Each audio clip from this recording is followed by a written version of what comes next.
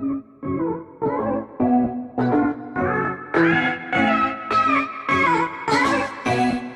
students, welcome for my second part of my video. Topic: the post World War political development. My dear students, we have already seen in the first video what is interdependence. We have also seen international relation through foreign policy. We have seen the First World War, Second World War, and we ended up the first part with the Cold War.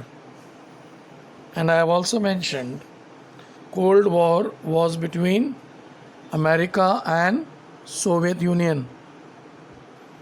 Now we all know what is a Cold War, where Cold War is something where there is no actual war. The situation is more or less tensed. You may feel that you may have a war. You may see there is struggle for power, arms race, difference in ideology, attitude of checkmating each other's, strategies, counter strategies, and all this gives rise or gave rise to the Cold War.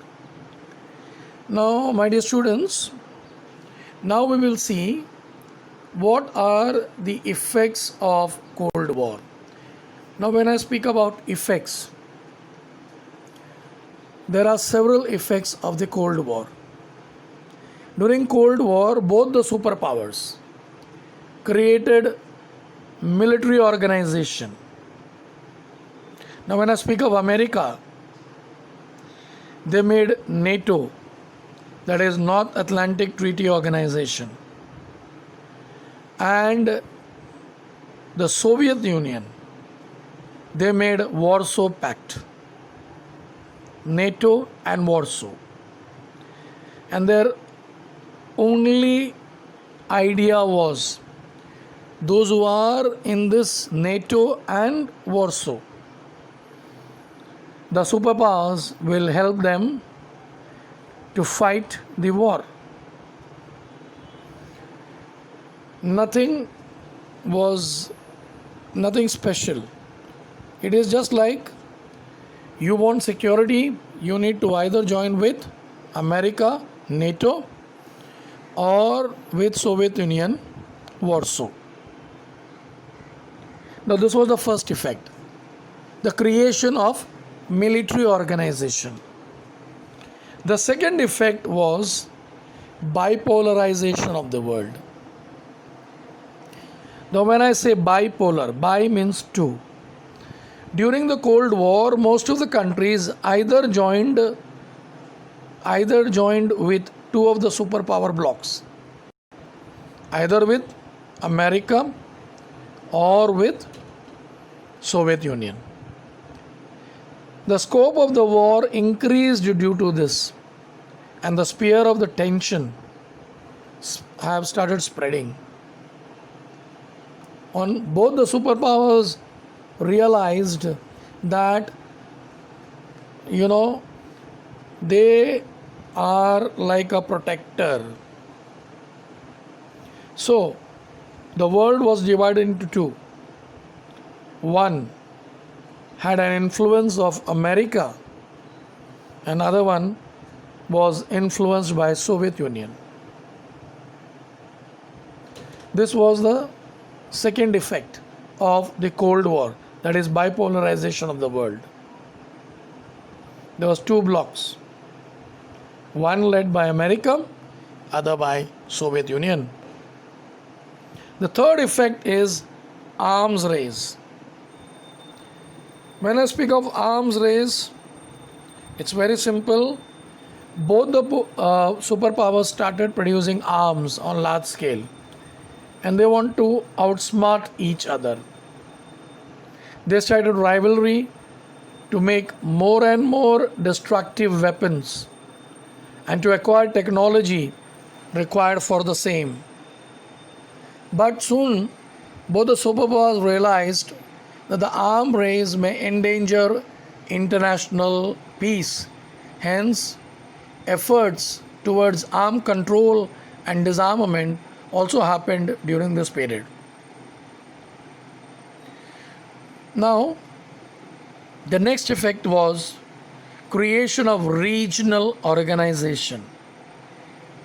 Now, what do you mean by creating the regional organization? I would like to give an example where Singapore, Thailand, Malaysia, Indonesia, Philippines established Association of Southeast Asian Nation, that is ASEAN.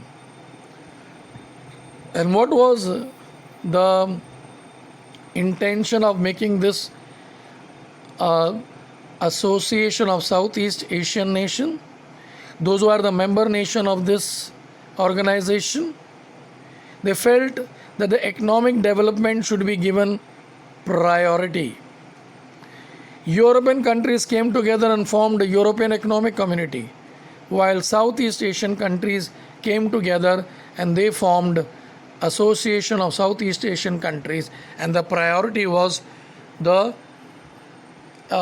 economic gain, or to give priority for economic gains and to help each other. That was one. The other one was also there. It was non-alignment. Now, my dear students, what do you mean by non-alignment? It's very simple. When I speak of non-alignment, it is in the period of the Cold War, there were some countries who believed or who decided that they will neither join Soviet Union nor America. They wanted to be neutral. And my dear students, I'm proud to say there are few Asian and African countries who neither joined America nor the Soviet Union. And in the year 1961, our first Prime Minister, Pandit Jawaharlal Nehru, he took an initiative and he started non-aligned movement. There were few other people who joined along with him. The President of Yugoslavia, Marshal Tito, President of Egypt, Gamal Abdel Nasser, the President of Indonesia, Dr. Sukarno. All these people, they all too joined along with Sri Pandit Jawaharlal Nehru, and they said, we want to be a non-aligned country. Now let us evaluate what is non-aligned movement. What was the main aim? The non-aligned movement opposed colonialism, imperialism, racism. It encouraged the resolution of international dispute by peaceful means. India took a lead role under the guidance of Pandit Jawaharlal Nehru. India continued actively support this movement even after the Cold War. The importance of this movement has not reduced for India. The non-aligned movement was based on the eternal principle of humanism, global peace and equality. It inspired less developed countries to come together. It has encouraged the resolution of international disputes by peaceful means, while taking the firm stand of disarmament, fostering human rights. The non-aligned movement put forth the problem of poor, undeveloped countries. This movement made a demand of a new international economic order. Now let me summarize and conclude non-aligned movement. It is said that This non aligned movement has not reduced even if the Cold War is over. It inspired less developed countries to come together. It brought several new streams of economic and social changes in the international politics.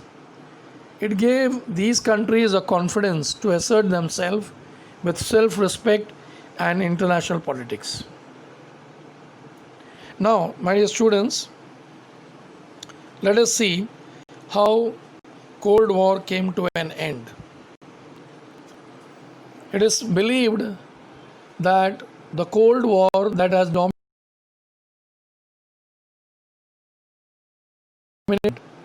how did it came to an end?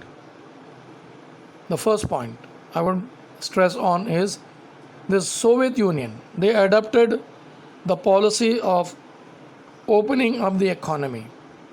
The state loosened up its control over the economy. That was the first reason.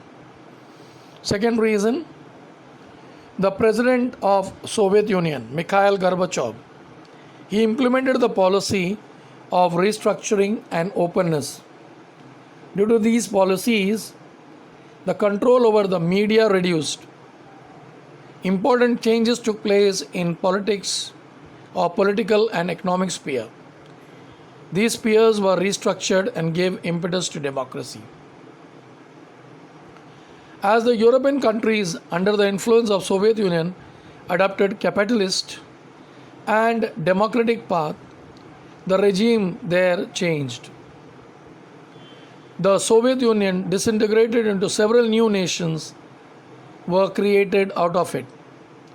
Russia was the biggest country in Soviet Union. Now, I would like to stress on the post-Cold War world. What happened after the end of the Cold War? Now, when I say there were several major changes which took place in world politics. First one was America remained superpower in world politics. There was second example I would like to give is it was a conducive atmosphere prevailed for the growth of trade and economic relation between the nations. Capital, labor market, and the information circulated throughout the world. The ideas were spread freely as well. All the nations of the world decided that instead of giving aid to the other nation, they should give priority to the economy. They should give priority to the economic development instead of just giving a support to other countries to fight the war. So, in case if a description of a country which was opposed to has now changed from enemy nation to rival nation, that is those who want to have to pick up fight with other countries, they were no more known as enemy nation, they were known as rival nation.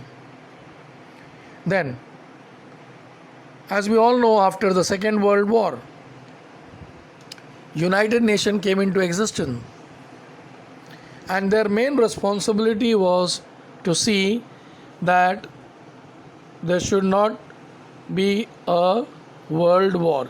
There should not be war. There should not be any conflict in the world. And United Nations has now had taken more concrete step to maintain global peace and security. Not only global peace and security, even environmental protection, fostering of human rights, gender equality, and management of natural calamities now has acquired a global dimension. Now, what is globalization? Now, my dear students, globalization is very simple. In a simple word, I would like to say Now, the countries, there are no more boundaries for a country to trade. You know, initially there was boundaries, and people would have to take a permission if they want to trade with other countries. For example, I will say if China wants to trade with India, they had to take permission from Indian government, and they would trade with India. Now, due to globalization, there are no more boundaries.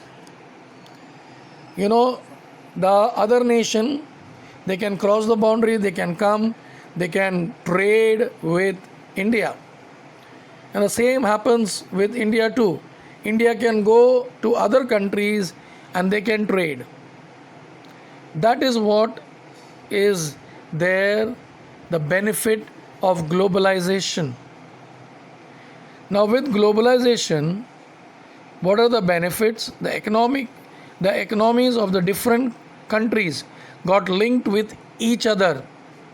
Trade increased, economic unification grew, plenty of products became available in the market at the same time.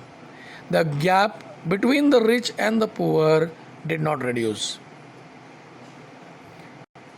Globalization had taken place.